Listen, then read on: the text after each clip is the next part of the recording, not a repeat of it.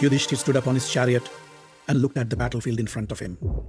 He saw the huge armies of the Kauravas and the Pandavas waiting in anticipation. With every moment, the soldiers were getting impatient and could hardly wait to pounce upon their enemy. It seemed the great war would begin any moment now. Suddenly, Yudhishthir put down his weapon on the chariot floor and took off his armor.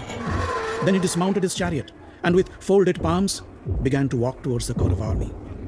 His brothers were puzzled, to say the least. "Brother, where are you going? Why are you walking towards the enemy unarmed? What is it you are trying to achieve? Please, tell us." Yudhishthir didn't answer and kept on walking. Bhim, Arjuna, Nakul and Sahadev dismounted from their chariots and followed their elder brother. The generals and soldiers of the Pandava army were confused and looked at Krishna to find some answer. Krishna only smiled and raised his arm to assure them. The Kaurava army was confused too. Some said, "Yudhishthir must be scared and wants to surrender to Bhishma." Others said, "But why? He has his gallant brothers by his side." The truth is, the Pandavas are no match against the great warriors like Bhishma, Drona, Karna. Even the gods are scared of Bhishma. The Pandavas cannot be the real Kshatriyas. No Kshatriya would surrender before the war. The Kauravas began to wave their flags in joy as if they have already won the war. Yudhishthir stepped up to Bhishma's chariot and touched his feet. "Oh great grandfather, it is an honor to fight an indomitable warrior like you. Please, give us your permission to engage with you in battle and bless us such that we can win this war." Bhishma smiled and touched Yudhishthir's head. "O king, if you hadn't come to me like this, I would have been disappointed and would have cursed you for defeat. Your humility pleases me. You have my blessings to be the winner of this great war and achieve all that you wish for. It is my misfortune that I have to fight on behalf of the Kauravas. They have enslaved me with money, and I cannot turn my back on them. Like a coward, I have to admit, I do not have the guts to defy the Kauravas and fight for you. Except for that, you may ask me whatever you want." Yudhishthir said, "Sir, I don't ask you to fight for us. All I ask is your advice." "I am your enemy. What advice do you want from me?" said Bhishma. Yudhishthir touched Bhishma's feet again and said, "Grandfather, everybody knows you are undefeatable. Still, you bless us to win the war. How can we win the war as long as you are alive? If you really want us to win the war, tell me, how can we defeat you?" Bhishma smiled. "You are right. I don't know of any man who can defeat me. Besides, I don't intend to die now. Come back later, and I might tell you how to defeat me." Yudhishthir knew the great old Kaurava won't give up so easy. However, Bhishma's concluding remarks gave him some hope. "Thank you, grandfather, for your blessing. I will come to you again for your help." He bowed to Bhishma and walked away. Yudhishthir then walked out to Drona's chariot. With his palms folded, Yudhishthir circled around Drona and then touched his feet. "O Lord, you are our teacher, our guru. On behalf of the Pandavas, I come here to seek your blessings and your permission to engage in battle with you. Please, advise us. How can we destroy our enemy?" Drona smiled and raised his hand to bless Yudhishthir. "I am glad you came to me before the war began. Else, I'd have cursed you to your defeat. You know how much I love you and your brothers. It is unfortunate that I cannot join you in battle. Kauravas are my masters, and I can't be disloyal to them. Still, I wish you victory. Krishna is on your side. Nobody can defeat you." Yudhishthir said, "O great Drona, nobody can defeat you in the battlefield. As long as you fight this war, I don't know how we can defeat the Kauravas and emerge victorious." Drona said, "You are right. When I have my weapons in hand, nobody in this world can kill me. However, if somebody whom I trust delivers me a really bad news that breaks my heart, news that would rob me of my desire to live, I'd drop my weapons, give up fighting, and wait for death. Only then someone might be able to kill me." Yudhishthir then went to meet his other teacher, Kripacharya. "O great Kripacharya, you are indomitable in battle. I don't know how we can win this war when you fight for the Kauravas. I ask for your blessing." Kripa blessed Yudhishthir and said, "My dear Yudhishthir, you know my loyalty binds me to the throne of Hastinapur. You are right. Nobody can kill me in battle. But every morning when I wake up, I will pray for your victory." Yudhishthir then went to his uncle Shalya, bowed and touched his feet and asked for his blessing. Shalya said, "I am happy to see you. It is really unfortunate that I couldn't join your side. Tell me, how else can I help you?" Yudhishthir said, "Dear uncle, You had once promised that during the war, you would make all efforts to demoralize Karna. I pray that you keep your promise. Shalya blessed Yudhishthir and said, Don't worry, Yudhishthir. I will fulfill my promise. I will speak so mean of Karna that he would lose his concentration and his will to fight. Yudhishthir then walked back to his army. Just before mounting his chariot, he turned back to the Kauravas and shouted, Dear warriors of the Kaurava army, we are about to engage in a great war. We have chosen our side due to various reasons. For some, you might not have had any choice but to stick to the side you were asked to join. However, it is still not too late. If any one of you would like to join us, join the side of Dharma. Please, reveal yourself. We will accept you with open arms. For a while, there was silence on both sides. Nobody expected Yudhishthir to make such a proposal.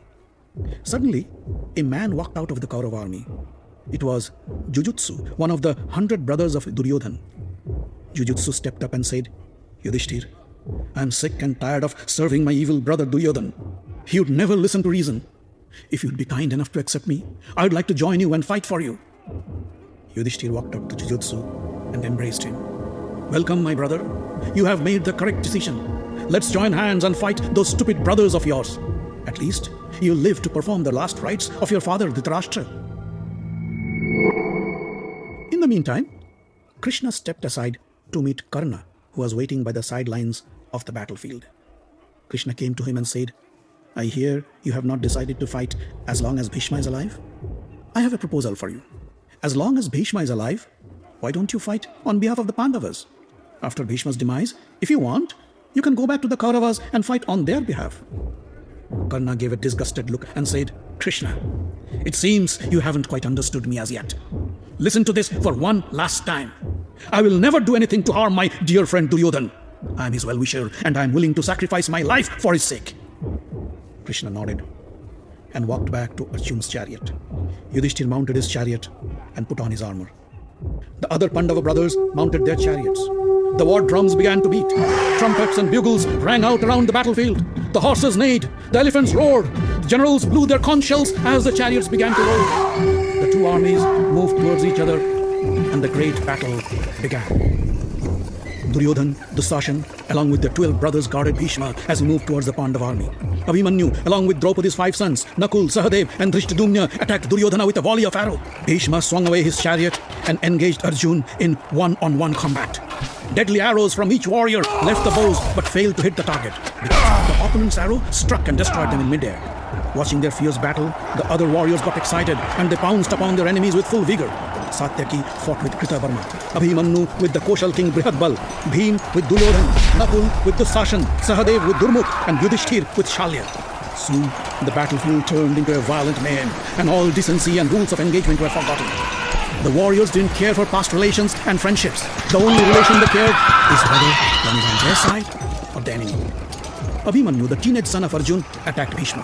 He sprayed Bhishma with his arrows, but Bhishma didn't pay much attention to the young man and kept fighting the other Pandava warriors. Abhimanyu was adamant. He fired a couple of powerful weapons at Bhishma and broke his chariot mast. Bhishma couldn't ignore him any longer. He asked his chariot to turn towards Abhimanyu and began to spray Abhimanyu with arrows. The rapidity with which Bhishma shot his arrows was too overwhelming for Abhimanyu. He struggled to defend himself by dodging the arrows and countering them with his own. Watching Abhimanyu's distress, Bhim and Satyaki came to help. They attacked Bhishma with their arrows to relieve Abhimanyu from Bhishma's rage. Still, they were no match to Bhishma's skills. Alone, Bhishma fought all of them without any sign of weakness. On the other side of the battlefield, Uttara, the son of King Virat, mounted a huge elephant and attacked Shalya. The elephant trampled on Shalya's chariot and broke it to 1,000 pieces. Shalya jumped out of the chariot to save himself. Sitting on top of the elephant, Uttara shouted in joy, "Take your last breath, Shalya! Today I will kill you and offer your dead body to King Yudhishthir!" He commanded his elephant to trample Shalya. Poor Uttara was not aware of Shalya's power. As the elephant rushed to crush Shalya, Shalya picked up a deadly serpent-like weapon and hurled it at Uttara. The weapon cut through the air like a thunderbolt and struck Uttara on his chest and killed him before he could utter another word. Uttara's body rolled off the elephant back and lay motionless in front of Shalya's feet. When the news of Uttara's death reached his brother Sweta, he was furious with rage. "How dare Shalya kill my brother Uttara? I promise I will kill Shalya before the battle ends today. He turned his chariot and drove as fast as he could to attack Shalya. The Kaurava soldiers tried to stop him. Sweta killed all of them and raced towards Shalya. Shalya, in the meantime, mounted on Kritavarma's chariot.